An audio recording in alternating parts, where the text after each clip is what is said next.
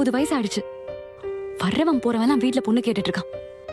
இதெல்லாம் தாண்டி வாங்குற சம்பளம் எல்லாமே அம்மாவோட மருந்து மாத்திரைக்கே சரியா போயிடுது.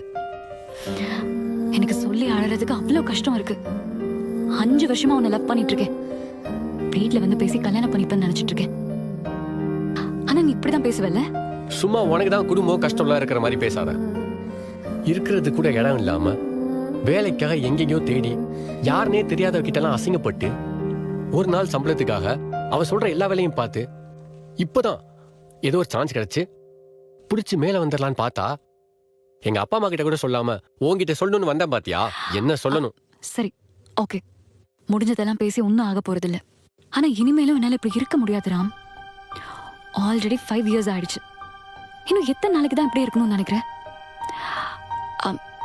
நம்ம விஷயத்தை பத்தி வீட்டுல எடுத்து சொல்லு.